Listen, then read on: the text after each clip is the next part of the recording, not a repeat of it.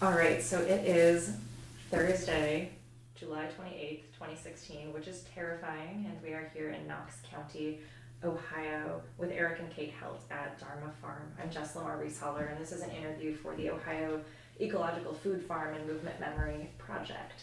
Could I have you guys each introduce yourselves? Sure, I'm Kate Helt.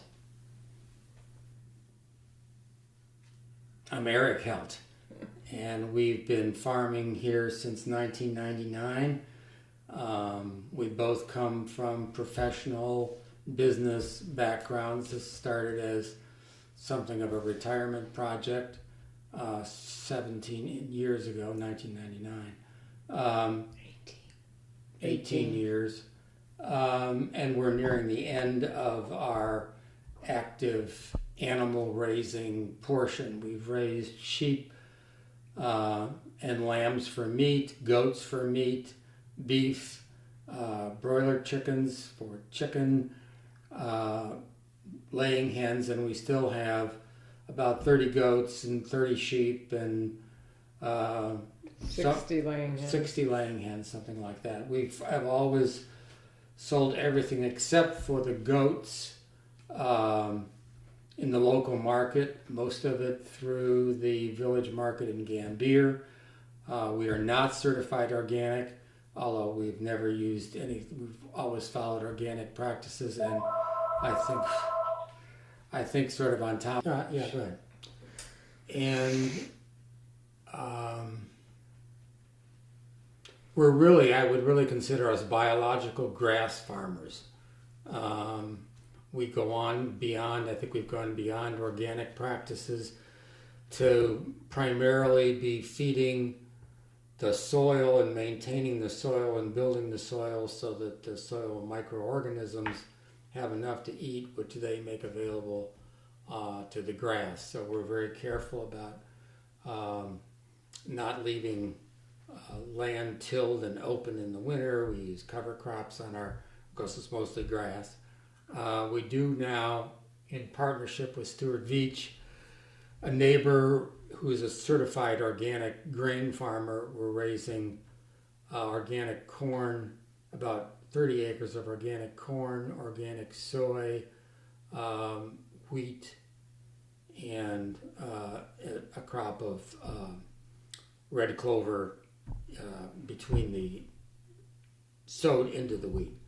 This is our first year to try that. And downsizing and having fewer animals, we realized we didn't need as much pasture, so we've leased about half of our grazing pasture to him.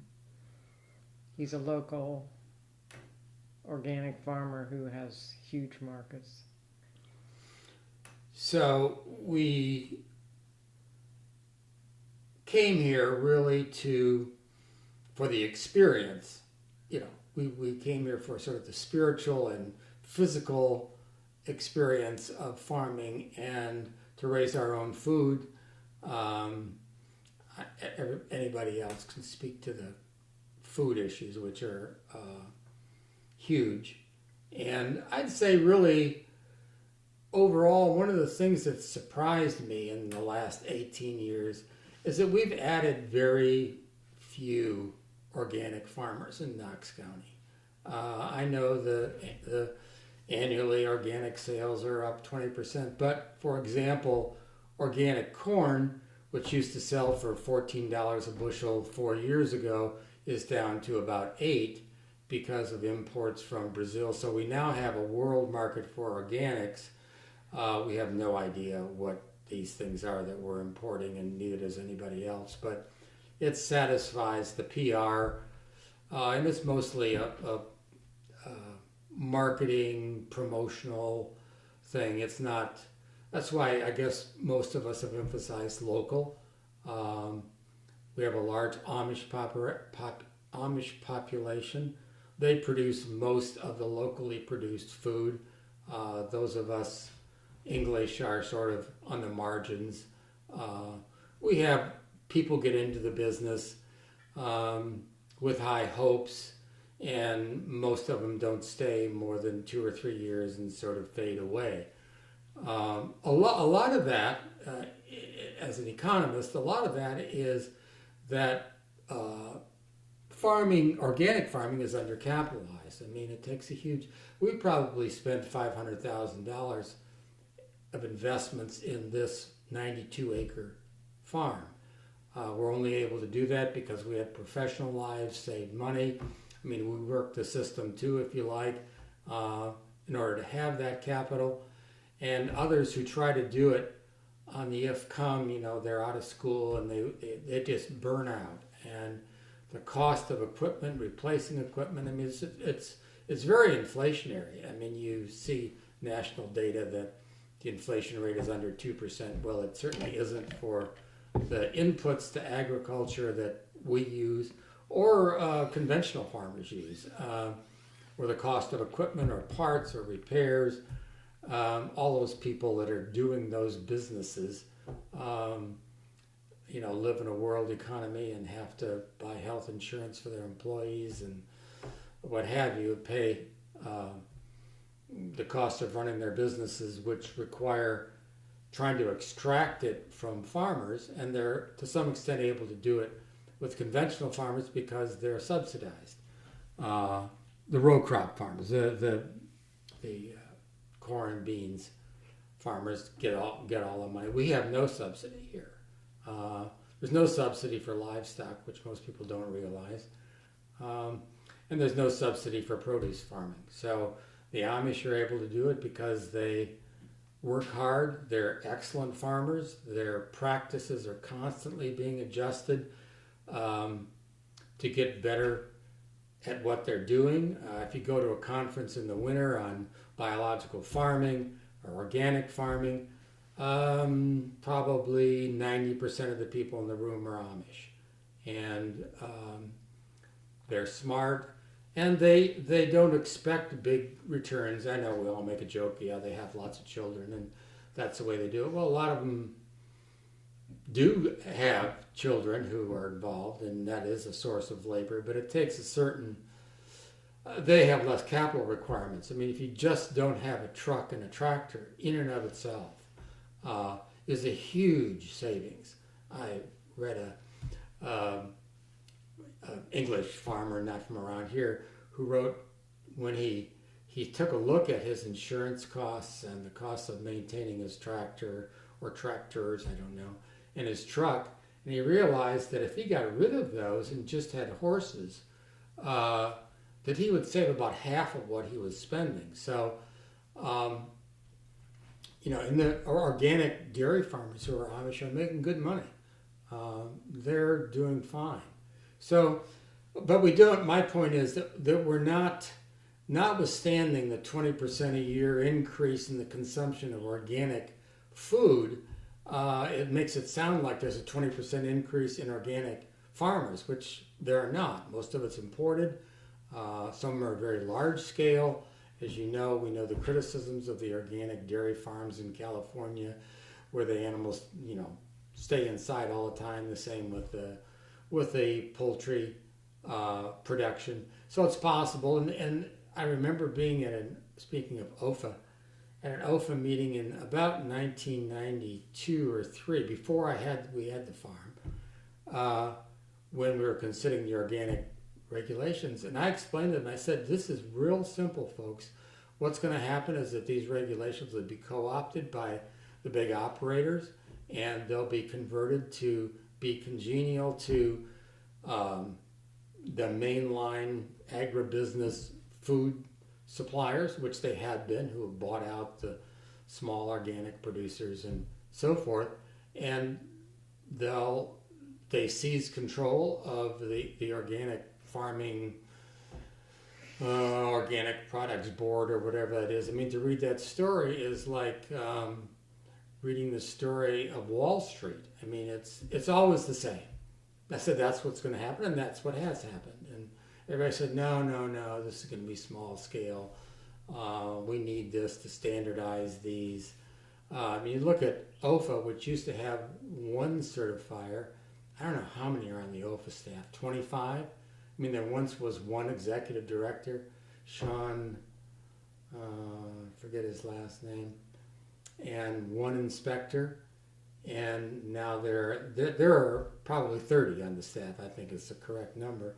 About 8 or 10 or more of which are in certification. Matter of fact, they were here the other day.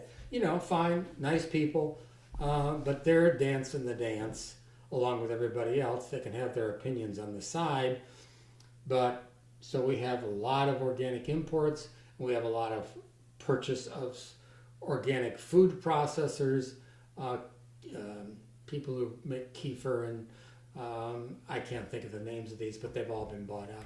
And I suppose I'd sell out too for multi-millions of dollars. So it all slides back.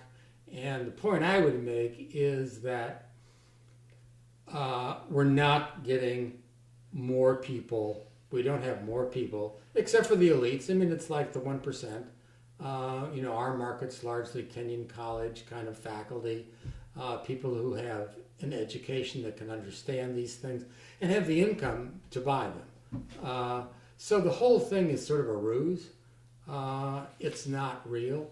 It's not what it looks like in the glossy publications of American Farmland Trust or OFA or any of the rest of them. So, I mean, and no one should think that they could go into this without our friends, the Rickards, who you've probably interviewed at Fox Hollow. I mean, they both came out of AT&T as executives with a substantial amount of resources, I think some inherited monies too. And they've done a fantastic job. They worked their asses off. I mean, they've tried this and that. And they do have net farm income. They have been able to build it to a point. And theirs, as Bruce would say, honestly, the Helts are into, we've raised these Texel sheep for the quality of the meat. And, he'd say, we're basically a marketing organization. He doesn't care what kind of cows or sheep he has. And I would agree with him. It's the right track. You buy what's cheap, you buy,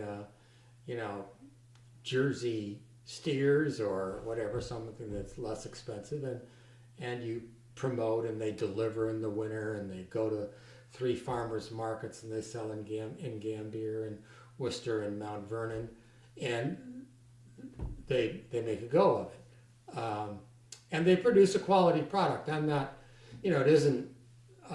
They produce a quality product, but they have to. Their first thing is, will it sell? And can we sell it, and can we produce enough volume to sustain what's a very large farm, 300-acre farm. They also had 2 children who they homeschooled, sent to college, and one has come back with his fiance, and they're attracting a bunch of young people to try different projects. So they're building up. We don't have anybody in our family that wants to take over the farm. So our dream, if I can speak more personally, our dream was to get out of the city. We knew we were eating bad food. We knew we had bad air. I thought I was living in the country when I moved there, and it became just another shopping area. So we met in Columbus and decided that we really wanted to change the lifestyle, and we wanted better food. And we wanted work outside, and we both liked animals, so we decided, let's try this. We didn't project long term. Well, of course, we had no way of knowing long term what it would be, but physically at this point, at our ages, we're just worn out. So our gardens are cut back to just our produce. We don't do the farmer's market anymore. We hired 2 interns for 6 months one year and tried a CSA and the farmer's market, and they burn out by July. So it didn't stay till September. So we are looking at it as what's the quality of life, which is part of what we came here for. We wanted to be with nature, with the land, with the animals, but if you're hurting yourself or you're burnt out every night, that the quality of life suffers. So we're trying to get back to a balance of more mindful living. What's that going to look like for you guys moving forward, do you Well, we both decided we can't stand the idea of leaving the farm. And of course, neither of us can stand the thought of having no animals. So right now, 2 years ago, we sold a lot of sheep and a lot of goats. Got rid of the cows. Got rid the of the steers. cows. So we're looking to see if could we live with a half a dozen goats and a half a dozen sheep and really cut back the gardening and not feel like, geez, we're not doing enough. And could we really retire? We don't, neither of us really has the yearn to travel because we both had the opportunity to travel in our corporate lives. And at this point, we're happier to be here than any place else at night. So we're going to just have to see what it looks like. We're in the middle of a big experiment for us. We're not ready to sell it, and we're not ready to leave it, but we have to cut back the work. Yeah, we tried to look at, and I was a hospital administrator to start, and then did consulting for hospitals and hospital systems. I'm a medical economist, and I taught at the University of Michigan in this hospital administration program for a time, and got a PhD there over a period of 5 years or 6 years or 7 years. Or getting a PhD, as you'll find out, has nothing to do with being smart. It's a can you sustain yourself in the face of the demands of the narrow demands of academic disciplines, which are sort of mindless, frankly, and managed a very large group practice in Ohio. And all that time, my goal was I was trying to correct the problems that you see today in medical care. I spent 35 years trying to do that and was totally unsuccessful. And that was part of my motivation. Is one of the things that we both enjoy about farming. And Kate was a partner in a small manufacturing company, and I was dealing mostly with very large hospitals and hospital systems. And at the end, with Anthem, the country's largest health insurer now, very political, very uninterested in changing anything for the good, and everything is sort of bottom line driven. I know it doesn't explain much, but and I just got to the point where, I can't do this anymore. I mean, this is just, it was hard on me. I've had ulcerative colitis. I've lost my colon. I have an overdeveloped sense of personal responsibility and thought I could change these things. And it was just destroying me physically and emotionally and mentally. And I love farming because I can create what I want. And we've created a masterpiece as far as I'm concerned. And it looks exactly like what we intended to create. And you go out there every day, and whether it's repairing a piece of equipment or mowing hay or treating feed of animals or delivering lambs, you come away and something's happened and you did it. And if you make a mistake, it's your mistake. And then you have to wait for a year usually to correct that mistake. So that's the cycle of farming. And it's tremendously satisfying, because what I think it is to be human is to be creative. Just like your work, you see it, you can see the creativity in it, and sort of flows through you, and you become a master of it. It's one of the problems with getting in an academic discipline and teaching. I mean, it's really grueling because, anyway. So, and we've had that experience with Kenyon students, which we've enjoyed. It's very difficult to see what they're learning. Many city kids.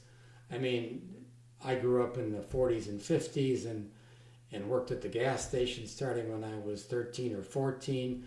We took care of our own cars and we built things, and all of my high school friends and my college fraternity brothers, I mean, were just totally humbled by the opportunity to live during that period. and sort of those are, I think, for all of us, our best friends, is to go back to that period. So, and we have many friends in farming who we have enjoyed. And I was going to say, the students, they come and I don't know what they see exactly, but many of them go away inspired. We've had many students be in food and agriculture and community organizing around food. And it's very satisfying. And I have no idea. I have no idea what they saw here. I mean, through their eyes, I mean, I can't see through their eyes. I have just they wouldn't know a hoe from a rake, or so a few do, but not very many. But to back up to how we got involved with Kenyon, in 2001, we approached Howard Sachs about having students on the farm. We had enjoyed someone who came to interview us. We liked their energy. The exchange was mutually beneficial, and we said, why don't we do something regular with this? And he said he'd be glad to start an independent study, and we had 2 students in 2001 on our farm, and from there it's morphed to we have this year, well, we will top 200 this fall. We added another farm, the Rickards, and we had a third farm occasionally, but neither of them lasted. So between the 2 farms, basically, we've had over 200 students, because we can only take about a dozen total, who come. They take a course in sustainable agriculture. It's under biology. Environmental studies, yeah, but it has an environmental studies number. And they come 5 hours a week on the farm, work on the farm, and they study with a professor. So we do get a lot of feedback. It kind of depends on the professor and how fast the end of the term comes, but we have gotten a lot of feedback. We've made permanent friends. A gal who's going to come tomorrow, she was never in the course. She was just a volunteer here. And she's come back to visit at least 3 times since she graduated. And she's in vet school right now. So that afforded us an opportunity, which we both enjoyed a lot, to have. They were helpful. I can't say it's great help because they didn't know what they were doing, but they were learning. And I'd say 95% of them tried like heck. And so they were of help. And we enjoyed the teaching part, and we enjoyed the exchange with the younger generation, and we enjoyed their energy. And but that'll be 16 years this fall, and we're even weary of that, because that means other students are coming. We got to get a project lined up for them. We got to have this ready. We got to have that ready. Even that is part of the wearing down after so many years. So since we met in a meditation class, and our purpose, we have a real vision for the farm in writing, and it had to do with a balanced life and listening to spirit. We're not officially any religion, but I'd say we want to be Buddhist Quaker, sort of. And I mean, that's our philosophy. That mural that you can kind of see on that back building there, we had painted as a mindfulness remembrance. It came from one of Eric's books, and we really liked it, and we put it up there to be mindful every moment. It's a place we can see almost from anywhere we're working on the farm, and to think, I'm feeding the chickens. I'm not worried about, I got to get to town for this, or I got to do that. I'm feeding the chickens. That's what I'm doing. I'm waiting for this ewe to give birth. It may take an hour, it may take 2 hours, it may take 3. That's what I'm doing, So we're trying to get back to a more balanced life. How did that spiritual mission fit in with the culture you both were raised in? I was raised a Catholic, but I've considered myself a recovering Catholic since I was in my 30s. Yeah, I was raised as a Unitarian, so we pray to whom it may concern, they say. But that has a lot to do with Unitarianism, and I went to the Unitarian Church in Columbus for a while. it was very politically oriented, action oriented, service oriented. And we have done that here. We formed a group called Citizens for Knox County when Smart growth. Citizens for Knox, smart. Knox Citizens for Smart Growth. okay. And at that time, it was right when we came here, Columbus was really pushing into Mount Vernon, into Knox County. That's what all those houses across the street were, a farm, one farm. And so we were with many people against the selling of this very fine agricultural soil to build houses and big lawns on. That kind of died down with the economic crisis. We backed out of that eventually because there wasn't the need for it. But we've been involved in things like that ever since we came because it felt like part of our mission was not just our little piece here. After 8 years of applying, we did get into the farmland preservation program, so this farm can never be sold for anything but farming. And there's a beautiful spot on the top of this hill here that I'd like to take you to where you can look around and every farm you can see is in that program. So that's pretty satisfying. Yeah, we live in a little area here that has been very fortunate, frankly, as a result of Kenyon's generosity, because they've matched some money when people didn't want to. You usually end up having to give up 25% of what they consider your development rights value. And some farmers were reluctant to do that, and Kenyon stepped in and has subsidized some of that. And their leadership, I mean, it's a process that requires office staff, and you don't do it, and you have to have a sponsor. You have to have a land trust. They find donors. This doesn't come out of the Kenyon College fund. No. They find individual donors, and it's to our advantage. In Knox County, there have been so many Kenyon alum who are backing this movement to save as much of the agricultural area around Kenyon as possible. So it kind of started there and spread out. Why did it take so long to get into the program? You get points depending on how vulnerable your property is. It's a many-tiered. Yeah, it depends on soils and distance from the nearest city water and frontage. How much frontage do you have? Because that's basically the way these development lots, in our township, you have to have 275 feet of frontage and 5-acre plot. So that chews up a lot of farmland. So that's just where some of the farms that had higher points got in before we did. So it actually helped us the more our neighbors got in, the closer they got to us, because they are trying to preserve big areas of agriculture, not a farm here and a farm there and a farm here. So, and it actually ends up, even though you give up your development rights, it makes the farm more attractive because no one can develop around it, and so it's sort of a good deal, I would say. For some who have, we don't have that many acres, so it wasn't.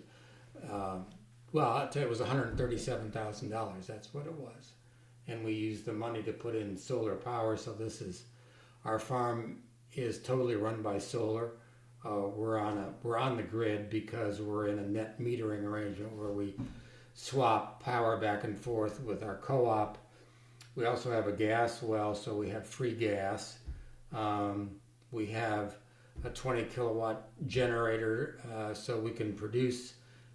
When the power goes down, you have to shut down the solar also because it would be backing power up the lines, and the lineman would need to know that it's off. So we have 2 water wells. We have our own pond. We have our own gas. We have our own electricity. We have our own wood. Who would want to leave that? Right. We heat with wood. We have a gas furnace, but we also always have the wood stove going in the winter because we like the dry, hot heat of the wood stove. It's about Um, 25 acres of this is woods. What's in front, and there's a lot out back. So we have much more wood than we could ever use. But so it's fairly. I mean, that was one of our goals, is to be self-sustaining and produce our own food. And with the exception of yogurt and potato chips and whatever we do. I mean, we produce all of our own meat and eggs for sure. So I'm curious what was happening in each of your lives and very different careers from this to even lead you to consider organic farming. I swear I got to give a lot of credit to meditation. We actually met in a meditation class, but we were both meditating on what am I going to do in the future. I don't like where I am right now. I knew I was getting bad food. I hated all this shopping. Columbus is just like an outer belt full of shopping centers. And although I grew up there and had a nice childhood, I didn't like what it was becoming.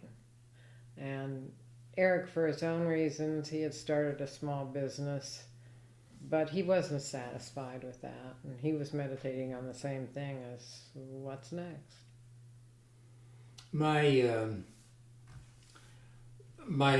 I grew up in on the far west side of Cleveland in North Olmsted, and that was along the lake. There is a lot of sandy loam soil, and it's excellent produce soil, producing soil. And my grandfather had a 13-acre truck farm, is what those are called. And while I hated picking strawberries, and I hated almost every aspect of that farm. So I don't want to say that I was inspired, because I wasn't. But since then, it almost brings tears to my eyes to think how much his grandparents worked and then trucked it all the way into. They produced vegetables by themselves with the help of my mother on 13 acres. And if anybody's ever had a garden, you think about having 13 acres of vegetables to hoe and cultivate. He had a little tractor, a little 10 horsepower John Deere tractor that he could pull the transplanter and the cultivators with. But other than that, they picked it all and hoed it. And at midnight in the season, my grandfather would take it to the West Side Market in Cleveland and sell it off the back of the truck, and then come home and I suppose sleep for a couple hours and get up and work another 12 hours. Have you ever been to the West Side Market in Cleveland? Well, you know. My best friend growing up is from Olmsted Falls. I mean, so Oh, really? I've been Oh, there a yeah. lot. Oh, good. It's fabulous, but Yeah. think how small it was. They used to Oh, bring Olmsted their- Falls. I mean, they were in our football league, and Don't they- start I on know. football. they must have had 35 kids in each graduating class. I mean, there was 100 in mine in North Olmsted in 1958. So that, and then I was the director of health planning for the state of Vermont, and I got into my usual political. I was way left, and actually, Vermont at that time was moving from a very conservative, different kind of conservative than today. I mean, that was sort of the hard work conservative. And so when I got fired, I got myself fired actually in '75. And Ann and my wife at the time, we started a dairy farm, and we bottled organic raw milk. You could still be a licensed raw milk dealer in Vermont at that time, and we sold. That's how we made our money. We milked about 8 to 10 cows, jerseys, and I was 35 at the time, so a lot of energy. And we rented that farm from a wonderful family, the Morses, who are still there.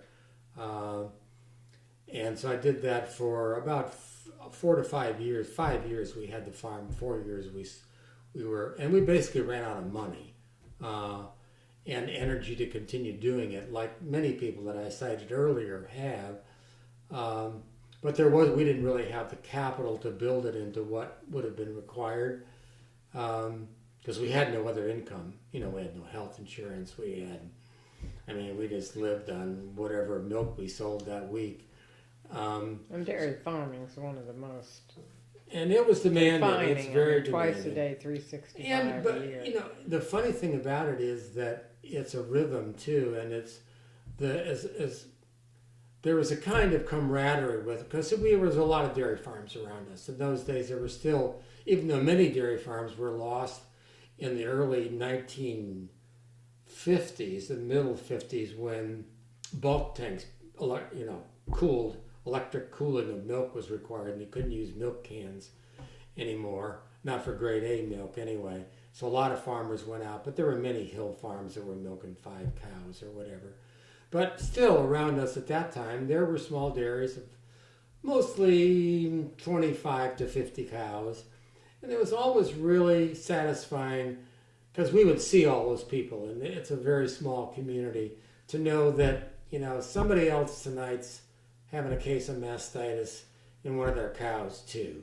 And they're out there tonight, it's 20 below, and we're in the barn.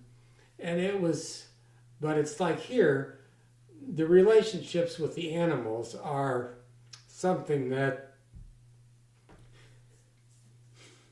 again, you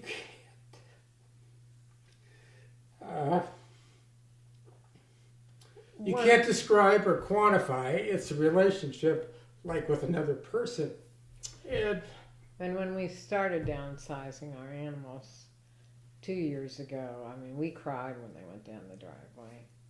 But it enabled us to know the ones that were left much more personally.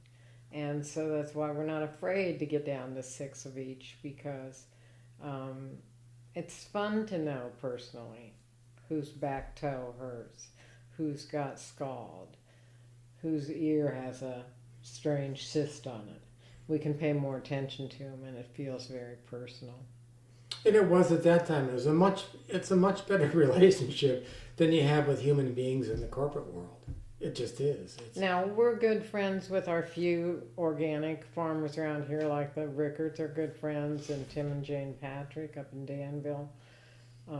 But all of these big farmers around us, although we have found them friendly and at times helpful, they're willing to help. There's not a close community. They consider us weirdos, and yeah, they're just. It's partly politics, but it's also, we must be hobby farming. And Chuck likes to point out you don't give your animals names. Well, we do. So. But it's like, it's not any different than if you work for General Mills. You can't afford to not believe what it is that your paycheck's dependent on.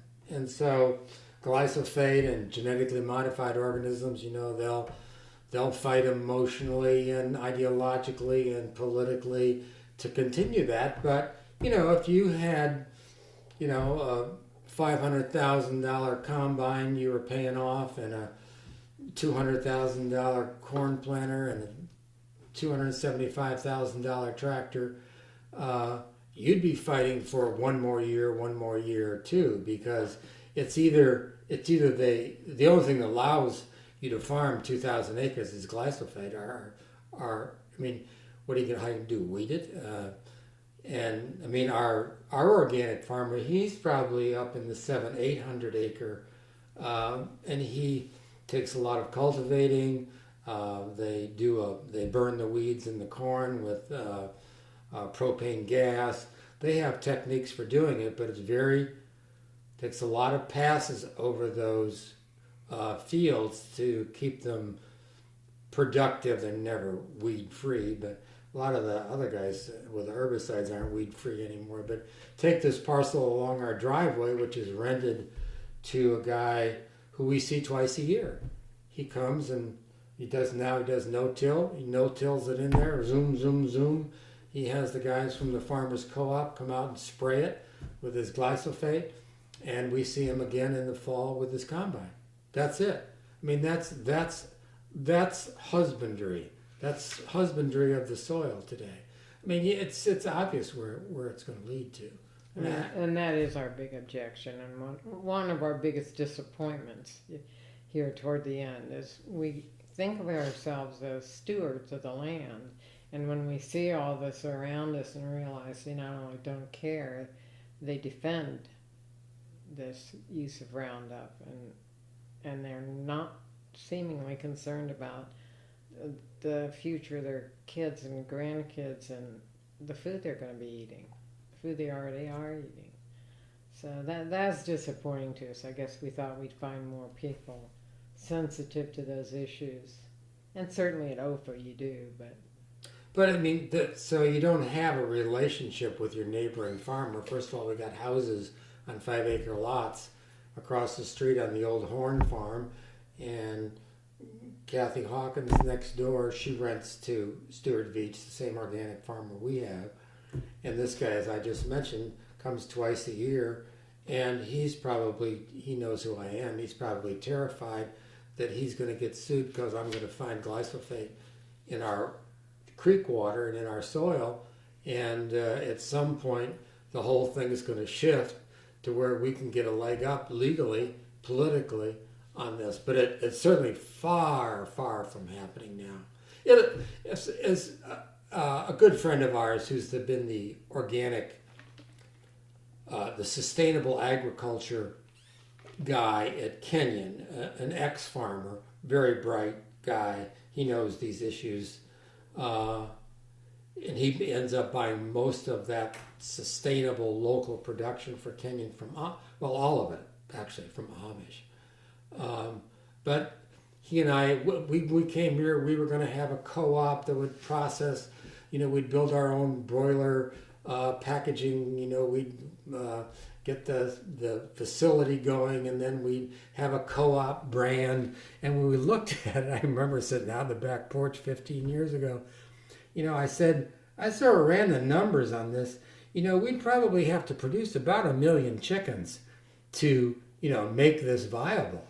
And the infrastructure that would go with that, someone would have to manage it, you'd have to refrigerated trucking, so it doesn't work. And, I've said that's John, the fellow at Kenyon, and he'd point out to me, he said, I can buy tomatoes for 50 cents a pound from Mexico. We can't produce them here for 50 cents a pound. So my point is that until there's an economic collapse, which will result of probably a biological and topsoil reduction and failure, you're not going to have a local food system. It's not going to happen. It's just too cheap. It's an economic question. It's not an ideological question. So all the people who come into farming, and that's one of the reasons they disappear, who come in as, wow, I've read about this in my rural sociology course and in my environmental studies, and they say this biological farming is better, and, well, yes it is, but first of all, they don't know how to do it, and secondly, the financing and capital structure is not in place, nor is the infrastructure. So all the local food production is just, with the exception of the Amish, and with the exception of organic grain farming. This is a large-scale business that Stuart has. He sells his corn to a lot of people have to buy organic. We have another large organic grain farmer in Knox County, which is unusual, the Sprays. They sell their soybeans to West Virginia for, what do you make out of, what is that stuff called, those blocks of? Tofu. They sell their corn to an organic egg producer in Massachusetts. And there are big contractors for that. It's a different game. But in the produce and fruit area, which we're an ideal climate for, and our soil's suited to it, we ought to be grazing, produce, and fruit.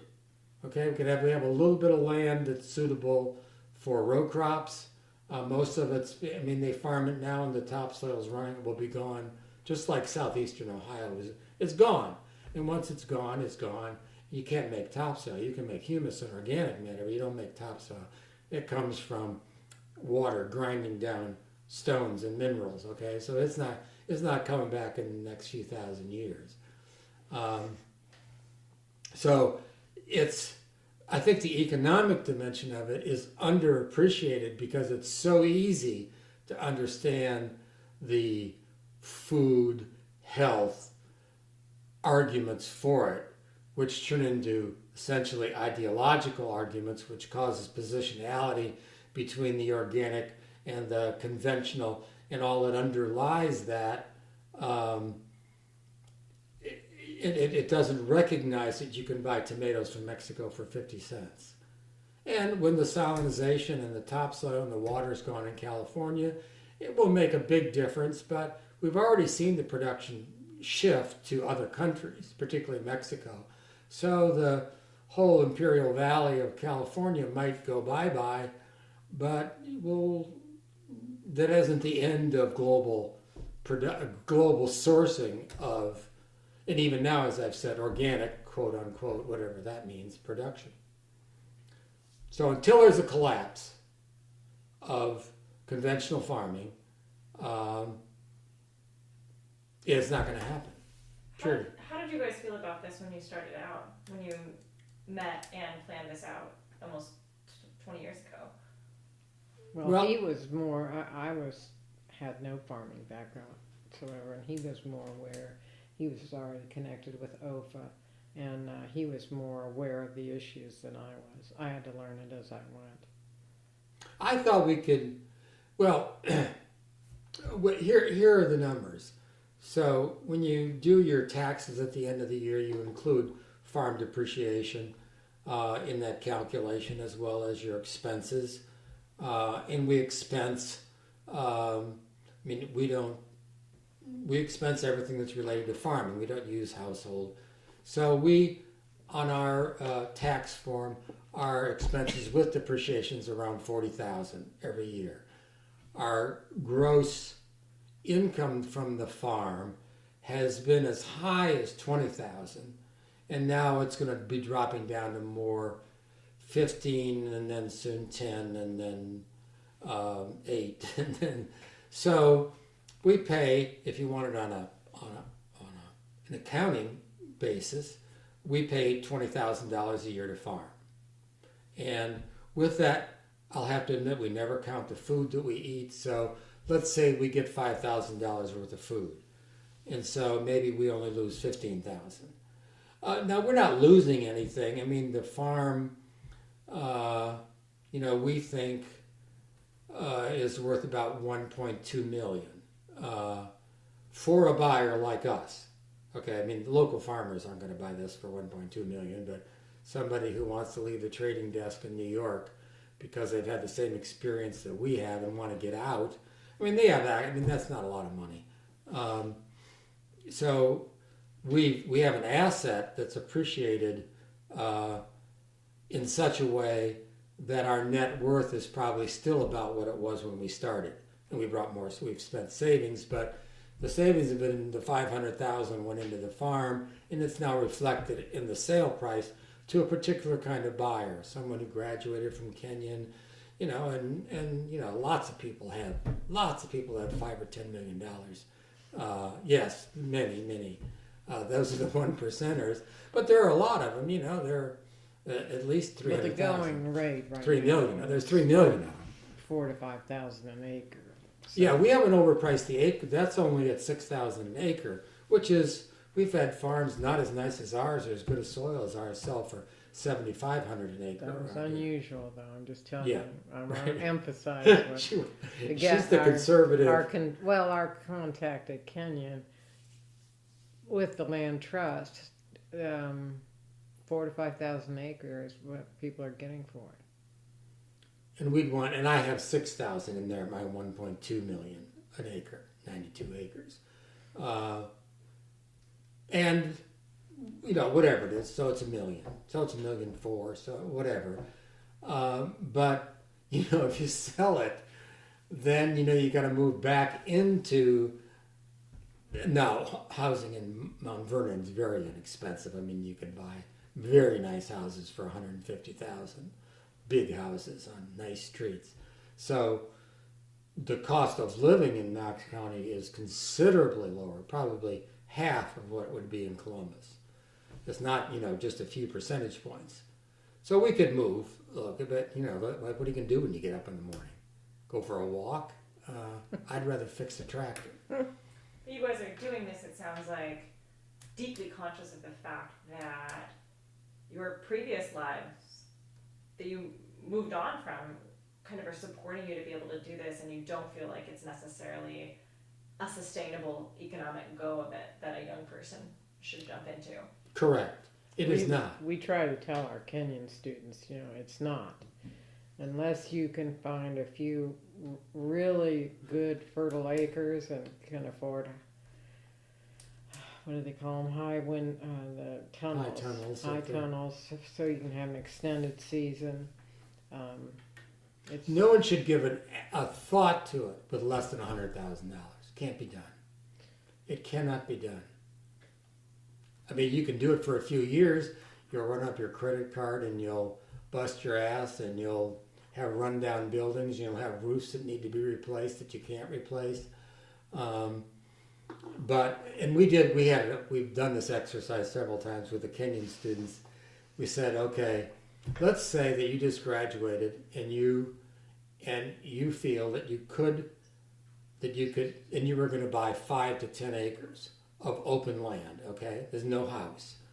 What would it take? You got to drill a well. You got to have a gravel for your driveway. You've got to have a rototiller. You've got to have a place to live. This yurt out here that we built, 312 square feet, cost $15,000 with the platform. So we started adding all those up, and it came to about $80,000.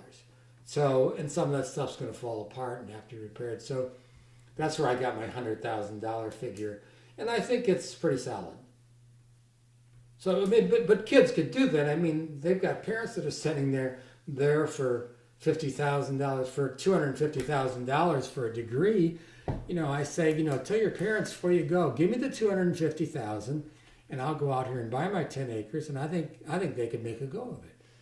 Because we know steep learning curve. We know a couple who graduated from Kenyon and went and did just this. I mean, started from scratch.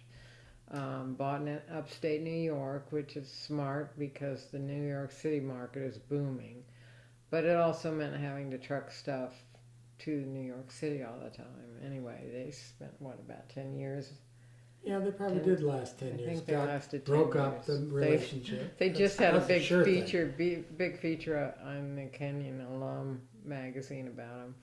And they had married the year before. They were together 10 years, but they married the year before and got divorced, and the farm's for sale.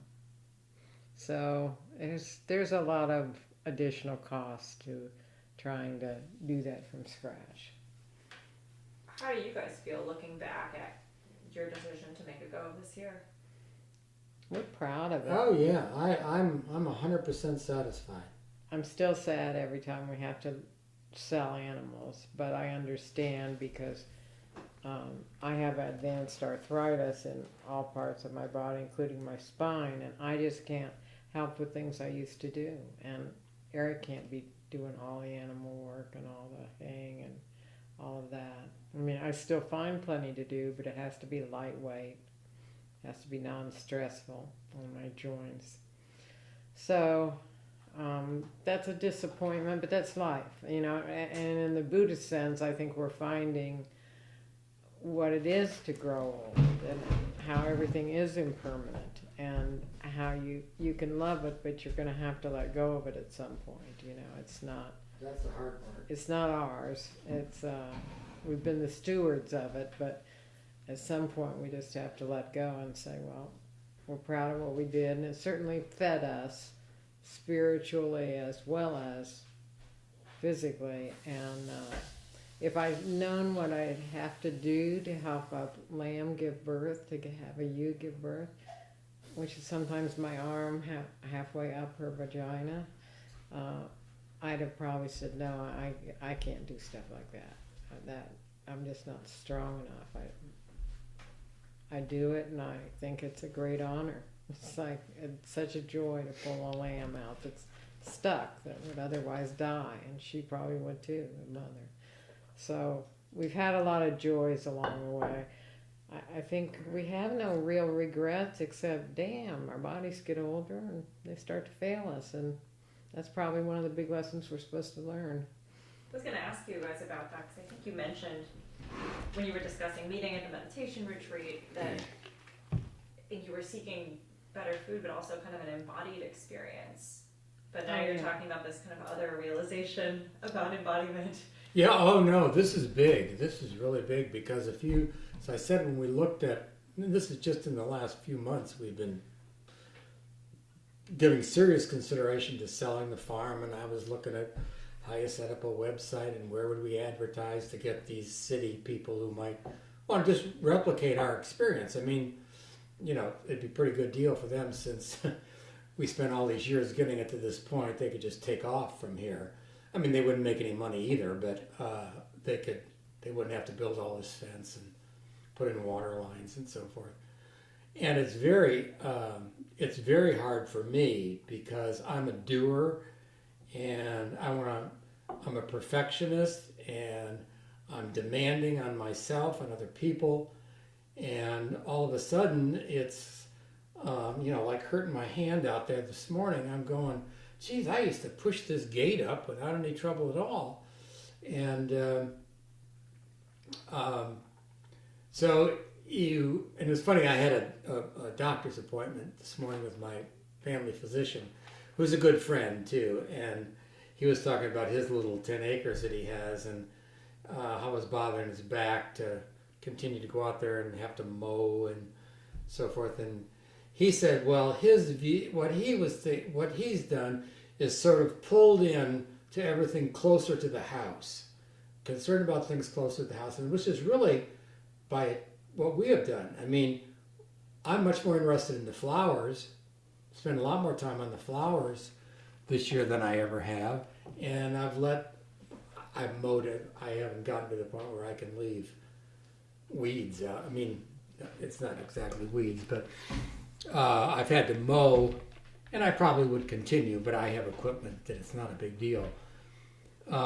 So that's sort of what I'm looking at. The hard thing is the real difficult things to do. If you're haying, for example, there's a lot of equipment involved, and if it breaks, and all of ours is old, and it often does, I got to get under the baler and I have to move things around to take physical strength. All of it takes.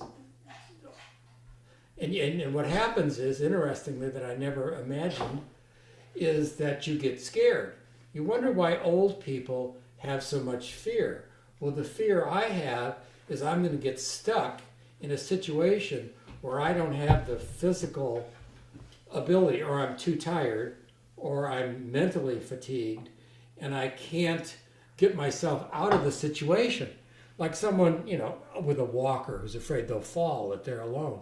It's the same for me now. I'm at a higher plane than being on a walker, but, and I think Kate's experienced a lot of the same. I mean, she has fallen, and we had a ram who was sort of aggressive here this summer, knocked her down, and that's very scary because, well, how am I going to defend myself, or how am I going to recover from this situation, particularly when if you put an add to that, I want it to be like it used to be. In other words, yeah, I could stop mowing because I'm really tired, but we always mow this. I've always mowed this. I've always been able to do this. It doesn't matter that it's 4 or 5 o'clock. I've now learned you don't start any project of any consequence after 4. That's when all the accidents happen. I mean, just as predictable as the sun coming up. So, and it's slow. We're very aware. I mean, these stories carry far and wide, but there was an older farmer on the other side of Mount Vernon who'd been there for many, many years, he and his wife. And he was in the pen with his ram, and he killed him. And the wife tried to intervene to help him, and she got terribly injured too. So, I mean, you have to be aware of these things and not just slough them off. And when we were younger and more nimble, you could move out of the way faster. Now when I get thrown by a ram, it hurts all over for 48 hours. Yeah, I mean, everybody knows it's the most it's one of the top 10 most dangerous jobs in America, farming. Probably the top 5. Anyway, we realize this is part of the attachment to how it used to be, what we used to be able to do, and we have to be able to detach from that and say, well, we can't anymore. And a very good scientific article, it was in the New York Times, was about old people get injured because they keep doing things that they used to be able to do, not knowing their body can't, not admitting their body can't do it all. So we're trying to learn that lesson. That's going to be some years too. That's what brings up the thought of selling the farm, is that you'll get trapped in some situation, say an ice storm in January. Fortunately, we've covered a lot of the bases. We have our own gym. We could generate electricity ourselves, all that the farm needs with our right here. So we've made the place sustainable and fairly not a situation where you have to rush out there. But if the water were to freeze, you got to do something about it. The animals have to have water every day. So, and those things can be, and when you're trying to repair things when it's really cold, it is really hard. So that's, and the reason it's sort of an aha for me, because it's only been in the last month or two that I realized, oh, that's what the fear is about. That's what and we've had some, I had some major tractor breakdowns. We used to make biodiesel from waste vegetable oil, and it caused a lot of trouble in the engines in the fuel tanks of the tractors, and this gummy stuff got in there, and the tractor will get stuck out there in the middle of the field and stops running.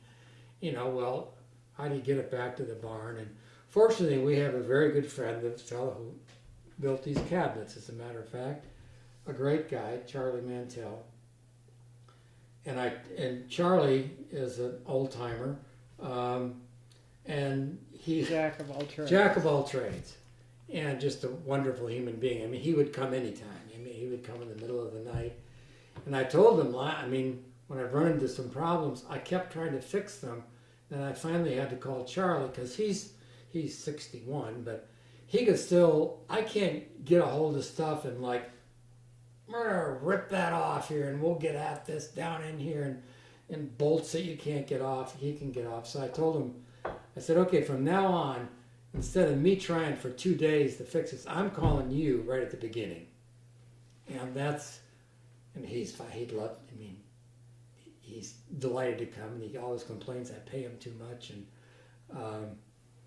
so he's a big help. And Chuck Dudgeon, our neighbor on the backside, he'd come anytime. We can get help. I found a neighborhood high schooler that has been a great help to me this summer, just doing stuff I can't do anymore.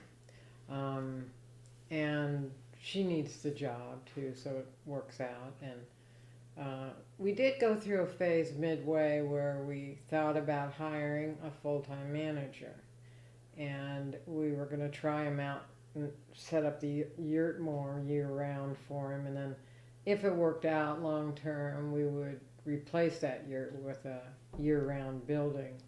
But God, we must have spent 6 months going through applications, talking to people, interviews.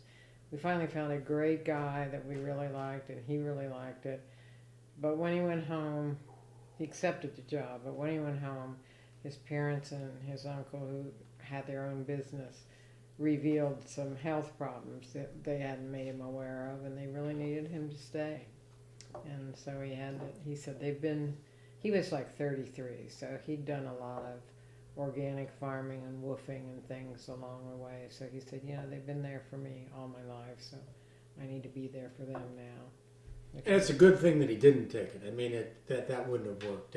Well, we don't know. Well, we don't know. I just want to tell you that, along the way we've tried some different things, the 6-month interns, and then thinking about somebody full-time. The answer is, where can you find the right labor, And the numbers don't work. If you're gonna, you'd have to pay if a we're losing person at money least, now. at least 20,000, which is only $10 an hour. That's what we pay the kids in the neighborhood who work, who hang, and Lisa who works in the gardens and helps with everything. They'd have to gin the place up because we might have sold unusual number of steers or something and made 20,000, but that's top. I don't think we might have been to 20 once. And that was the year we sold. So we'd be paying this person and essentially supervising them. I mean, they're not going to walk in here and take over. They don't know where things are. So that someone mentioned, a fraternity brother of mine was here helping with haying. He wanted to experience it this last couple days. He said, about a manager, and I explained to him that it's just not in the cards. There's just not money in farming. And people like us who have had professional lives and, been paid a lot of money can't quite grasp that you couldn't generate $10 an hour net. And we believe in the 15 minimum wage, so Yeah, we wouldn't really hire somebody for that. And anyway, but we've looked at different aspects of how we could get more labor to support the farm, and it just doesn't work out for us. And that's partly personalities too. We've gotten to know after having those, and they were both very bright college graduates here for 6 months. We were really ready to see them go. I mean, they were annoying. So we're kind of loners in that sense. We rather like our alone time here. So personality-wise, it probably doesn't fit for us to. I mean, I could never do what Lisa and Bruce are doing with all these young people. And they've shared stories on the side, and it's like, man, I just kill them. Yeah, it's like, I said, how'd you like to have someone who lived in a house in your yard all the time?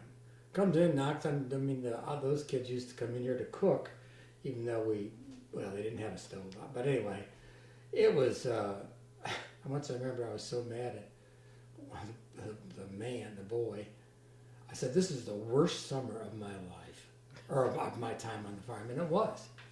Just these people were like, and they'd cop an attitude about they're supposed to help. You can't get clear about they're supposed to help with haying. And we talked endlessly about that and put it in writing and stuff. So it doesn't. It just didn't work. I'm so curious because it seems like there's also a gap you guys have really powerfully laid out, which is that there's a lot of young people ideologically for environmental reasons or health reasons want to build a local organic food system, and then there are people like you guys who've maybe had other careers and had the capital to put into it to make it work, and you guys are realizing like maybe we can't do this forever, but it's not always an easy thing to form these kind of partnerships and have someone live in a house in your yard and take over either. So yeah,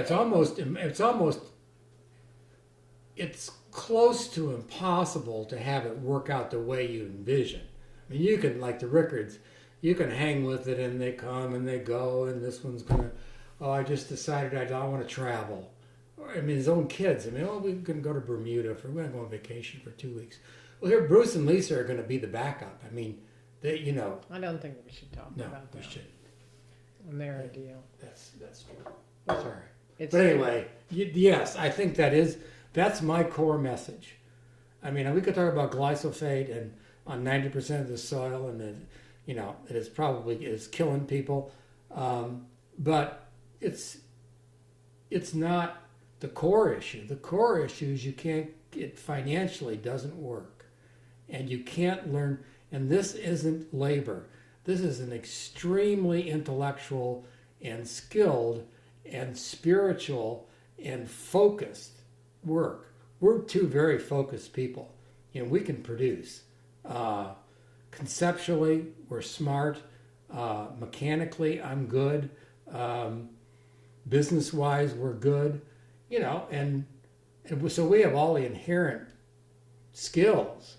And when you come out of college, you don't have those. You can't. So as you say, yes, it's driven. That's why I often laugh. I mean, most of the students who have been interested get administrative jobs in the food shed or at OFA or at Kenyon College, employs as someone in the sustainable food thing. And I respect that because they know they can't do it. I mean, it's not available to them.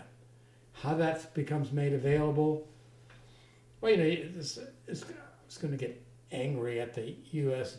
people and say, well, if you didn't spend probably now about $50 billion a year subsidizing row crops, you could take your $50 billion in a WPA kind of project and say, here's money to buy 10 acre, however you would do it. A lot of young people on farms. Yeah, I mean, you could we've got a real farmers, not to count the 2 million that ag department, and they admit this because many of them are, have vegetable gardens that they sell to farm. But the approximately 500 to 750,000 farmers, that's all there are in the United States. That's, as many people point out, fewer than the number of black men in prison, which would be a good source, or people coming out of the military. Some of that's worked out very well. You could turn this around with the money that we're already spending, but big ag controls it, and there are lots of economic reasons. That's another big disappointment since we started. I think we were a little idealistic because there was a lot of talk about really revamping the farm bill. I mean, it's 50 years old, 60, and it's just been added on to in bits and pieces, and it makes no sense. It needs to be gutted and started over, given the state of affairs today. But that's a political problem that we're not going to see a solution to in our lifetime. And I think when we began, there was so much interest in all this. We were hopeful that would change.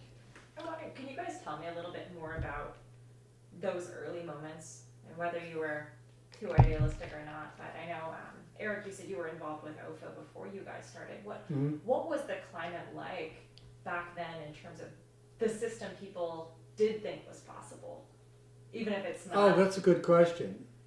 Yeah, I think people thought it would turn around fairly rapidly. And I went on a lot of farm tours with him, and I would agree that's what we were hearing.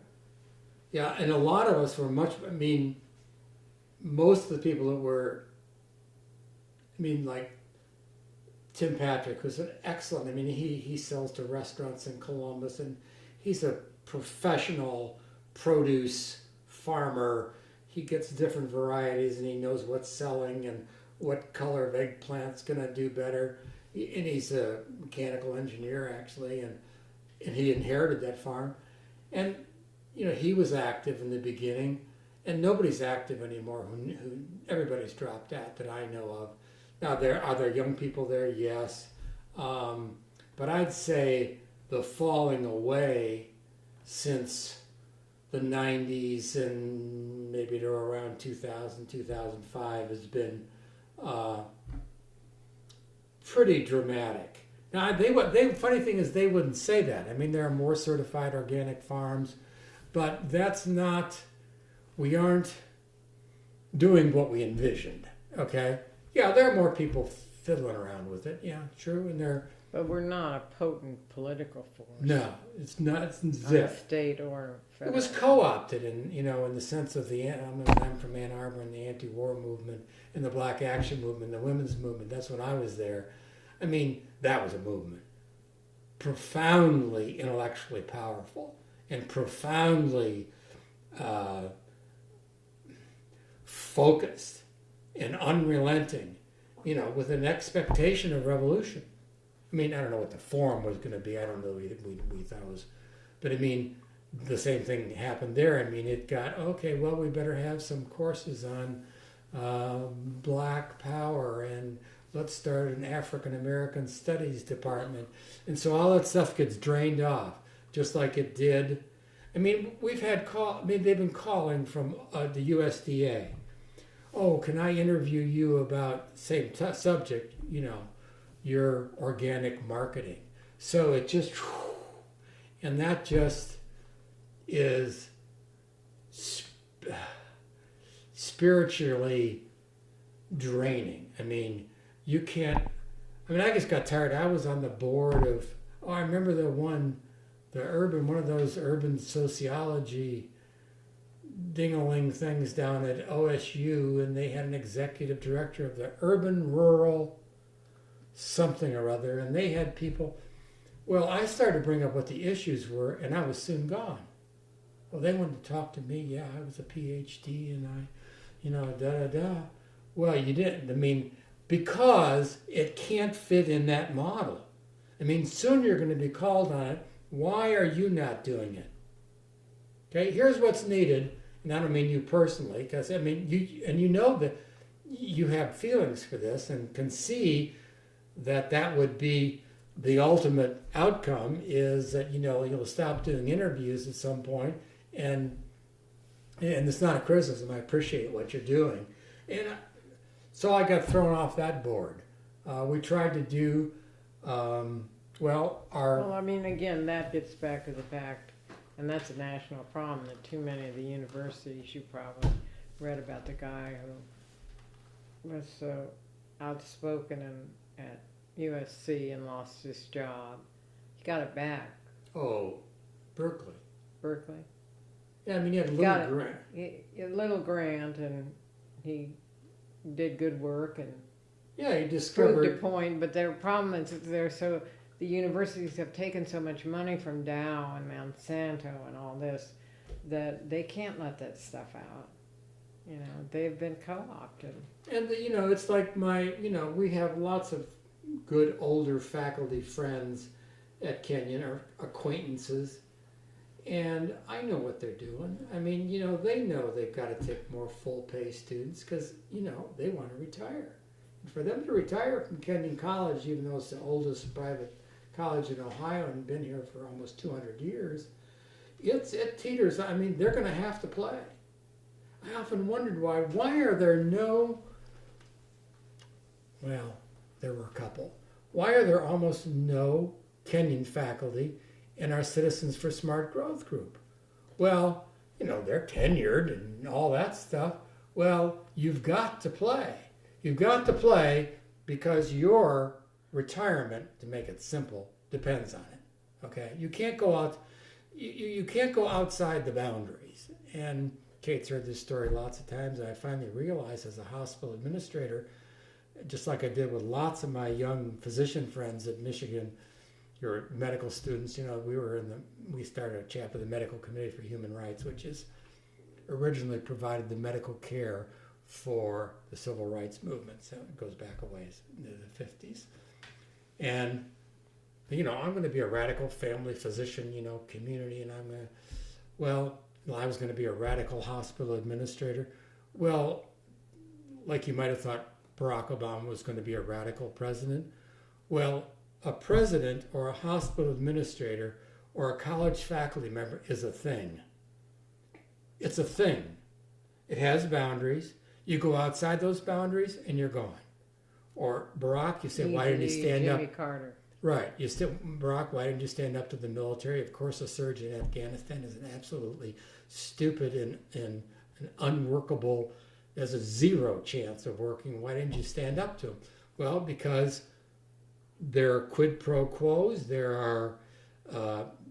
It's a bounded phenomena. It's bounded by the military. Intellectual military constraints. Has more power than the president. Right. The military has more power than the president. Oh no.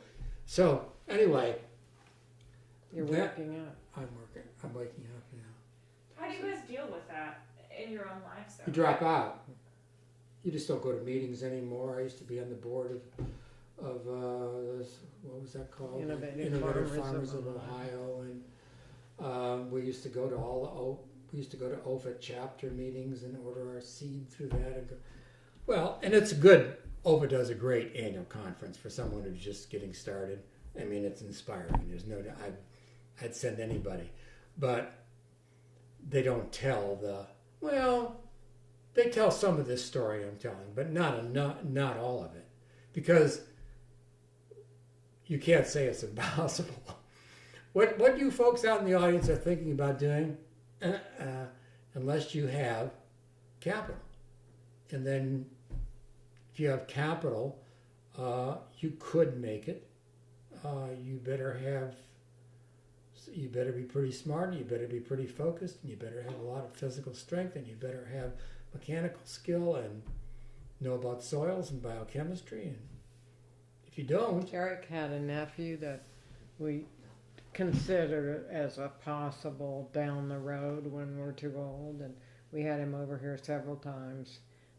He's an artist by passion, but he wanted to have a farm,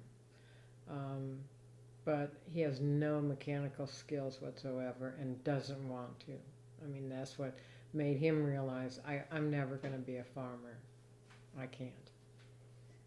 What do you recommend? I mean, I'll take this really personally, as a no longer so young, but like youngish person who's really broke and cares, I feel like, radically about our food system, our environment, health, and the really like messed up place we're in, but doesn't have any capital.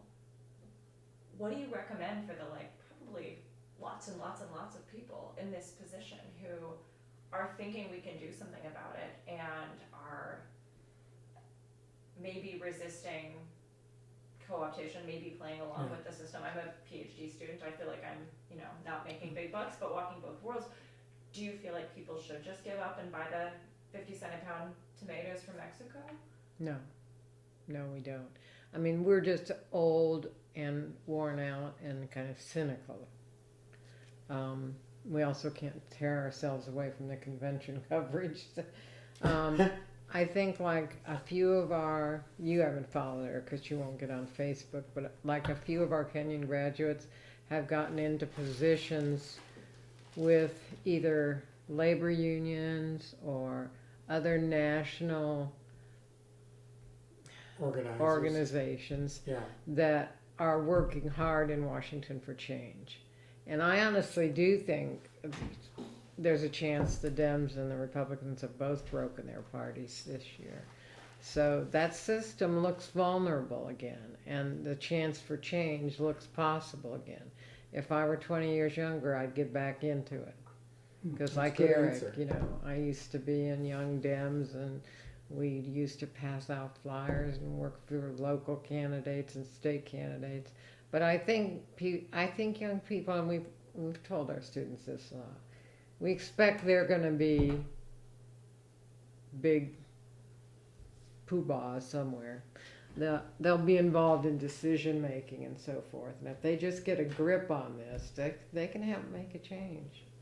And I'm real pleased when I see on Facebook some of what's happening with. It's a very profound question you ask, and I honor your. Well, I mean, and I think one of the things that I'm emphasizing is don't say, okay, I can overcome all these capital and economic problems and skill problems, and I can go out there and do it because I'm young and Sam here is going to do it with me, and we're in love or whatever. We know we can do it. Don't do that. I think, Kate, I'd say community organizing. Mm-hmm. That's what I think is a route. There's funding. There are lots of wealthy, concerned people. You'll find out very quickly. We had a student who went to work for that sort of our Radical Farm Food magazine, or but it was really a glossy shtick for urban, whatever you call them, foodies. Kind of a cosmopolitan for farmers. And she found out like in 2 months that wasn't it, and she left. And now working for Time magazine in New York. Oh. So I think community organizing, writing, I would say, and I have to say, give credit to, I get some mainline farming. Well, I get the Farm and Dairy. It's a weekly newspaper, and it has a circulation of 100,000 or something. I mean, everybody reads it, and it's corny and it's full of ads. we have it. It's a good. But I noticed more. They have Audrey Goubert, who is a agriculture writer who can nail it every time. I mean, you don't get around him, and he is actually the keynoter at the last OFA conference. I didn't hear him, but and they often, I mean, they'll have some articles about sustainable farming and farmers markets and things, and so it's infiltrating the mainline farm press. Farmers are much more all of a sudden. Cover crops in the winter have become a big deal. Everybody's doing it.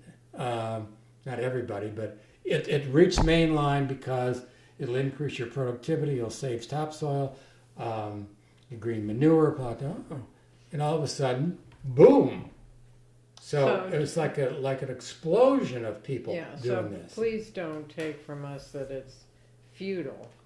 It's just our experience in this time of life and in this economic situation and in this federal bureaucracy situation, it's been disappointing. But things do change. They just take time. And we have to always keep that in mind. Who thought we'd have a black president? Who thought we'd have a woman president? Things take time. But we've seen enough of our students go off and find little avenues to make a difference, and then your parents might die and leave you $1 million to start a farm. Who knows? Maybe. Thank you for those answers.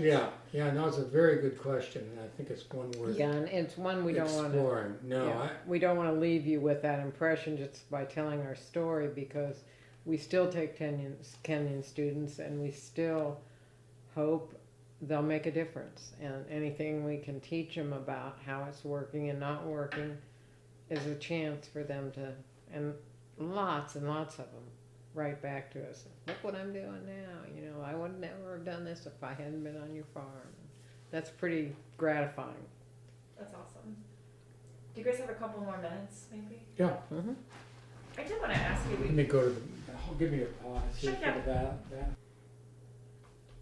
All right, we're back with Kate and Eric. So I wanted to ask you guys, I usually sometimes start off asking people to tell me a little bit about where they came from, and we haven't gotten to that explicitly, but I think it's come out. But I do want to ask you guys, because it seems like you were both really involved in radical movements in different ways, about your own kind of movement history in terms of things you've been involved in, whether organics or civil rights or things further back. So I think the organic food and farm movement grows out of, and it has touched a lot of other movements just through the paths the people who are involved have taken. So I was just curious if you could tell me, for each of you, a little bit about movements you've been involved in throughout your life and where that kind of consciousness came from. Well, I think we kind of have done that as we've gone along. Politically, we were both active with Democrats and with radical movements wherever we lived, and they were different wherever we lived. That certainly had something to do with our coming together and deciding, hey, let's do this. I don't feel that would be particularly interesting. Okay. Were you guys raised in families Oh, with social Republicans. justice? Okay. Oh, definitely Republicans. Republicans, God. yeah. Oh my Just gosh. getting away from home. Yeah, my father hated FDR till he went to his grave.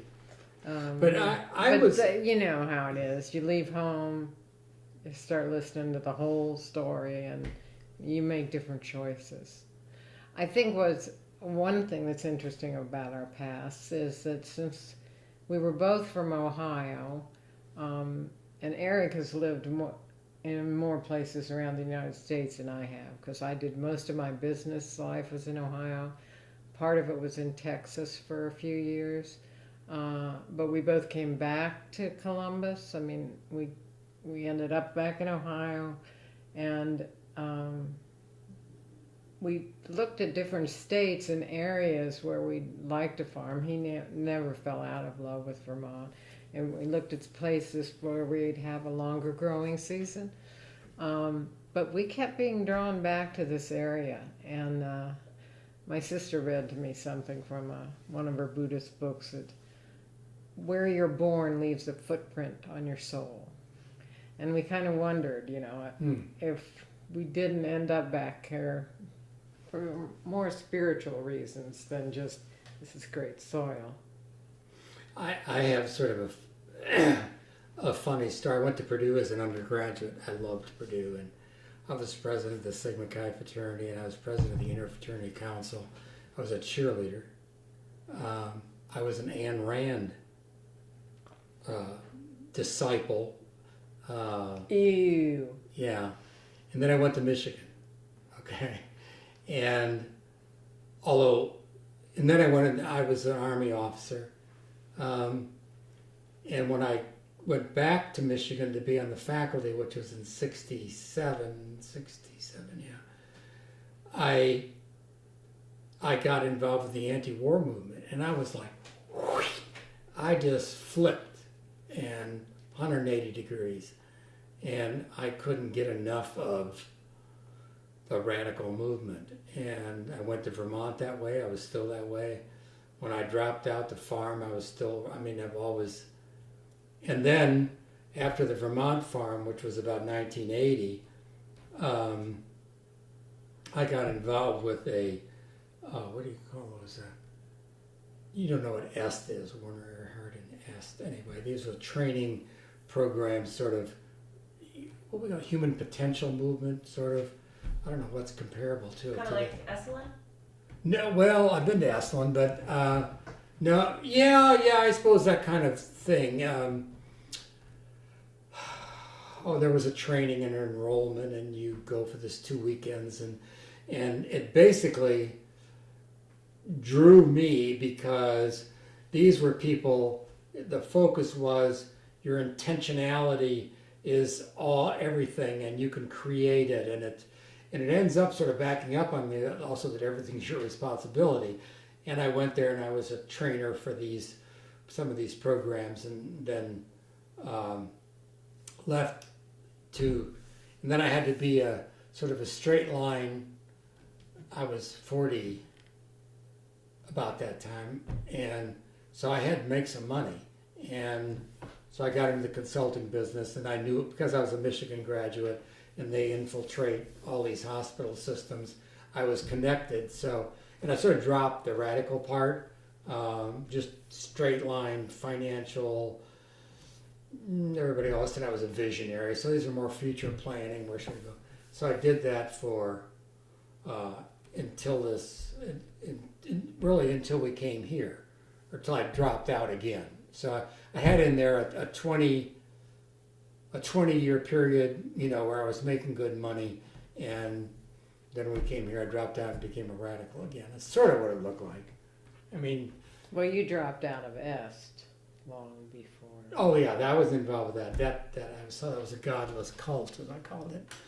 But I did have. I want to say that I did have to come back into the corporate world to generate some income, so that I didn't know I was going to do this at the end, but I was sort of out of money. I mean, I had a farm, and my parents had given me money to do that farm, which I wouldn't have been able to do. They were very generous about that, even though they thought I was nuts. So that's my story. And I dropped out because we ended up having to sell our company. 6 of us owned it together, and we were in a deadlock. About 3 of them were ready to retire, and they didn't want to take on any more debt, and we needed to invest in new equipment to be competitive. And so we deadlocked, and we ended up having to sell the company. I didn't want to. 2 others didn't either, but that wasn't enough. So then I had to sit back. I decided not to jump back in and look for another job, but to look at my life and say, what do I want to do with the rest of my life? So I spent several years volunteering with hospice, and then got involved with Unity Church and just dug deeper into soul work. I was actually going to ask you guys if you were interested in talking about Buddhism and Quakerism and the way that your spiritual paths have influenced food and farm work or living on the land like this. If that's interesting for you, if there's a way you could make it interesting for you, I'd love to hear. I can't. What I see coming, nobody else sees, and I've embarrassed myself enough times to talk about the change in the vibration of the earth. I'm a 2012 end of the Mayan calendar guy.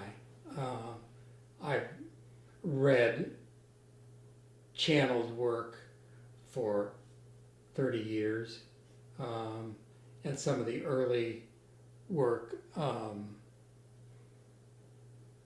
that was, what did they used to call that? The one you're reading now, like, oh gosh. So maybe 30 years ago, I started reading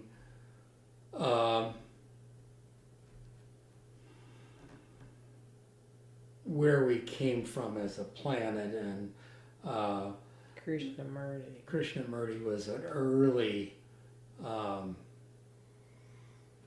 disciple. So was the guy who was, we think of as the founder of Montessori. So that's where my... Rudolf Steiner? Or Walter Yes, Rudolf Steiner. Also, I mean, he would say, like, you don't want to burn the pineal gland in any of these psychiatric, things where they put your head in there, because it's probably the seat of where you'll receive. So I do that. I don't meditate in the normal way, but different colors, like today is Thursday, so it's gold, and so I ask the I Am Presence to surround me with the green, or in this case, the gold ray, and get grounded in the iron core center of Earth. And we're elevating, so we're not going to come out of it politically, but we're not, the Earth after 2012, really it's been developing, but after 2012, not going to be very tolerant of what are called third dimensional. That's greed, war, hate, that dimension, which has dominated the planet for millions of years, and will now only take what would be referred to as fourth dimensional people as we move into the fifth dimension, which is love, prosperity, community, for sort of the conventional words for it, and it just drops away. Third dimensional drop away. I mean, you're not going to defeat Monsanto, but it's good. The vibration of the earth is no longer going to sustain. It's really that level of thinking. Okay, it just won't work. Those are sometimes called the Illuminati, that are in control of governments and everything. But so you don't ever. And as we try to practice, the hard part of this is, so first of all, you're a spirit being and you're not going anywhere. There's no death.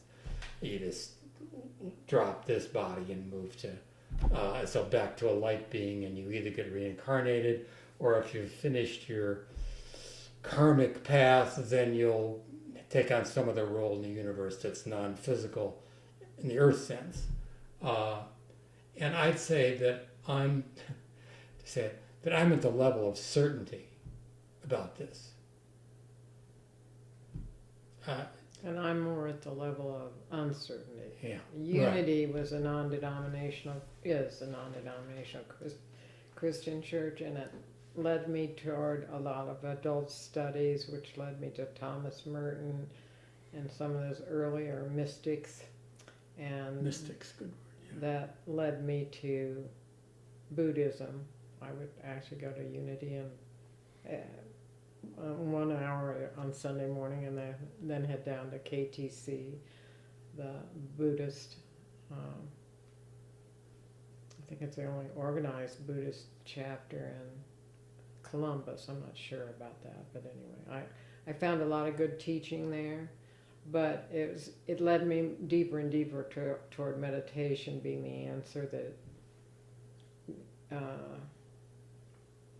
the powers of creation lead you to your right and perfect path. But you have to listen deeply and let go of ego. That's hard in like capitalism. Yeah, it's Yeah, very it's- hard in our culture. Well, Very and hard. the big one, and Kate and I both try to work on it, is that what holds this all in place is judgment. And so, it's like the Republicans and the Democrats. I mean, everything, we have positionality about everything. I mean, I'm, at the top of the list. I've got an opinion and a position about everything.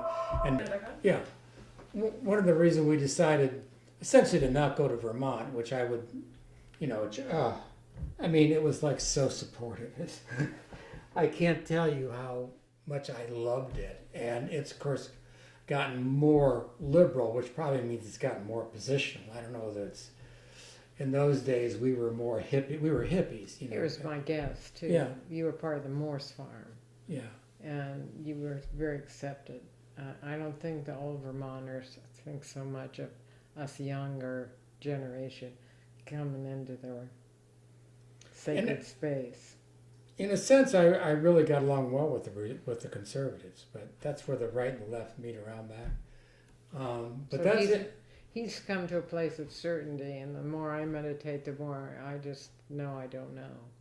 But it does bring me peace and answers when I need them. I don't have mystical experiences when I'm meditating, but my life is more peaceful, and I know when to act on something and when not to act on something. I mean, I feel more sure about that, but I don't feel certain at all about the future, and I'm okay with that. One of my favorite books is Being, am I going to get this right? Being Nobody. I mean, you drop your ego and your plan of life, and it evolves. That's like the being non-judgmental, which is extremely difficult. The other difficult dimension to this, so the works that I read is that we're confused about time. We see time as a linear kind of thing, and it's not that everything's happening at once, but all that is, I suppose what it really is it's a spiral, and you're in different position. You are in a point in time, but anything other than being in that moment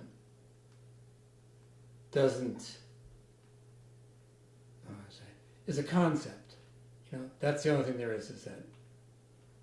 In fact, even in Est, Werner would say, life is, it's a succession. It's a succession of moments or something like that. Yeah. Well, living in the now. Yeah. What I let you say. Dropping the ego. Oh, I can't even. It's going to have to be another lifetime, I think. Think you're coming back? I don't know. Maybe not. I don't know whether. It depends whether you have more lessons in this dimension. If you do, then you'll come back. And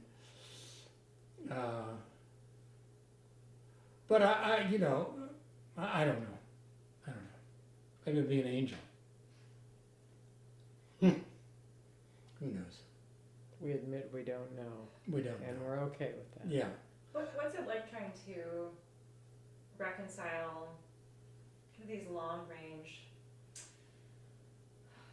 long range spiritual sense of the situation we're in as a species, as a planet, with kind of calls for political action now? Do you know what I mean? In terms of food and farm stuff, because it seems like if you feel like maybe, well, the Earth's gonna slough all this stuff off anyway, and it'll get better, but it's gonna get really bad, and it's not a matter of personal ego or lifetime, it's a bigger thing.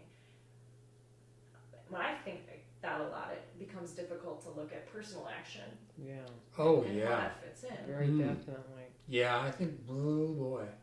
fortunately, we don't have to think too much about that. But Because we're old.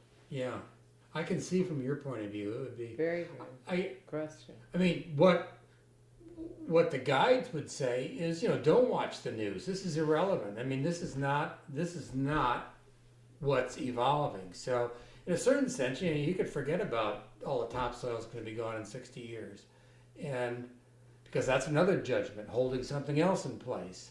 The Earth is a living organism. Most of us here, all this biological activity is right into the soil, the rocks. I feel like I could talk to the plants sometimes. I mean, I can, I don't, but I mean, I do, but I don't, they don't talk back. So I think it should be one of not great deal concern. That's what I think. I think there are other forces that we can't see. And you're at put work. in this time and place to do something. Yeah. And if And you just. you're doing it. Yeah, right. You're doing it very well. I You're mean, very mature for your age. You're and you're an inspiration. This will not. Me personally? Yes. Yeah. This will No, not pass quickly. Just You've to been be here. asking those questions Yeah, and to it's be like- thinking in that way at your age is wonderful. Well, I'm pretty old. I'm older than I look, maybe. No. Well, but and it's one of it's a sort of a struggle with living in Knox County, God, coal, and Trump, or whatever that one is. And our neighbors, I mean, they're guns, family, and Jesus. But, I don't But engage each person, it. We don't fight with them No. about it. Each person has their role. I mean, you're put on this planet in this time for a purpose, and you'll find it. And it may be many purposes, and the world may fall apart or slough off, as you say, anyway. But you're here for some reason during this time, and we're glad. Seriously, I mean, it's like you're the kind of young people we love to come across because it gives us hope. Otherwise, you could fall to hopelessness, which actually is a Buddhist virtue, but I haven't quite got that one down yet. But it has to do. Just keep creating,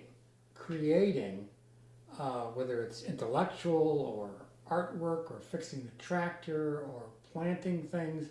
It's like, what is it that feels like to me like I'm creating something?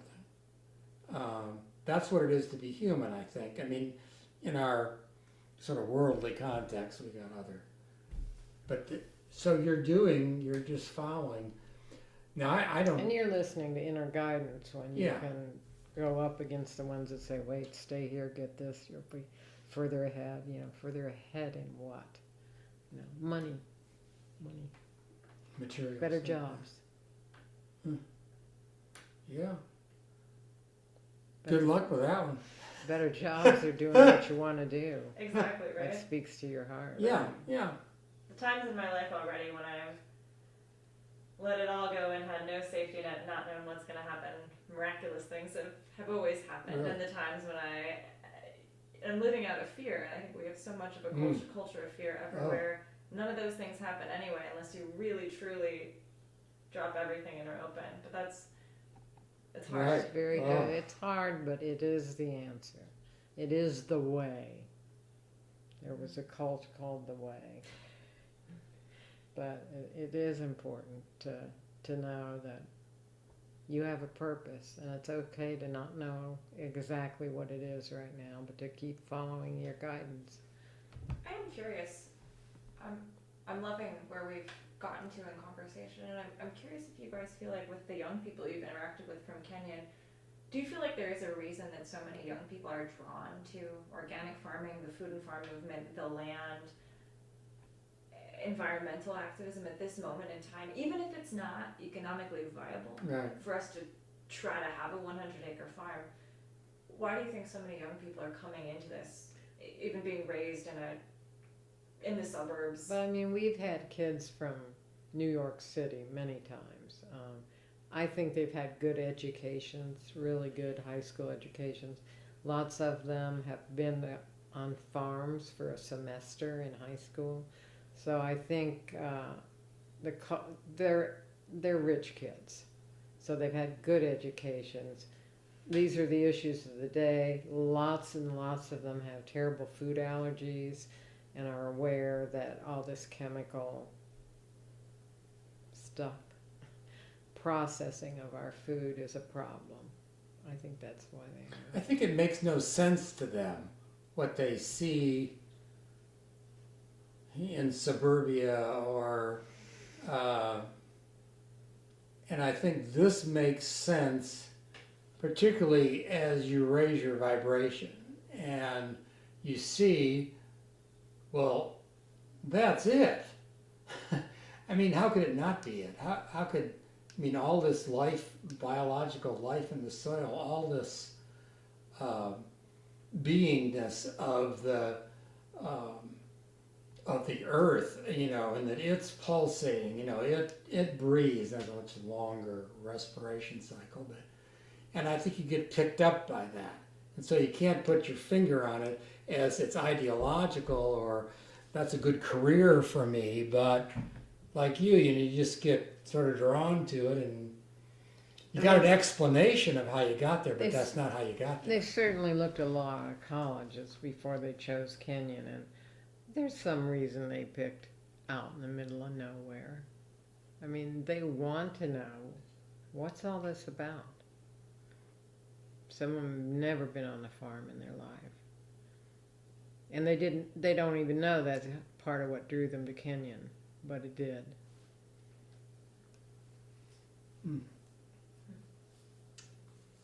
How about that? Is there anything you guys haven't gotten to share that you'd like to? No, I shared everything in my whole being, and I appreciate you. All Thank the you. things. We both appreciate what Yeah, you're doing. it was an inspiration. I was about to come in here and say, I don't want to deal with this. You know, what fucking USDA. That's what I kind of thought. That was. And You got that vibe? You did a good job. Of I'm putting me grateful up. you guys let me in after being so late. It was like, it must really be Buddhist or something there.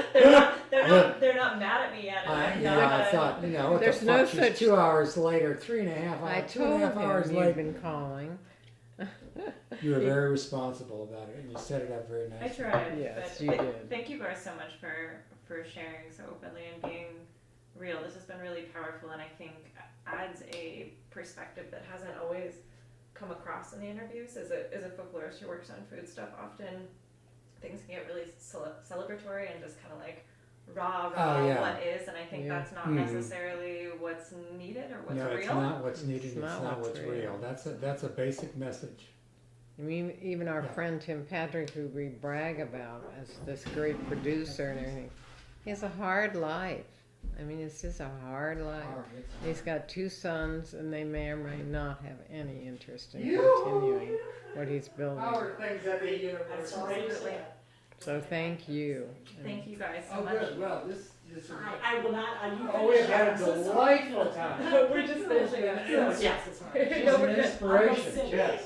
No, I'm just gonna sign it off. So once again, it's Thursday, July 28th, 2016. We're here with Eric and Kate Helt at Dharma Farms, and we're in Knox County, Ohio. What's your name? Lisa Shaw. Lisa Shop is here as well, and Who happens to be the director of the Land Trust. wonderful. Yes. I She- shouldn't say she department, it's because it's on its own, Philander Philander Chase Chase. Conservancy. So, He was the founder At of Kenyon Kenyon. College. Philander Chase was. yeah. Hence the name.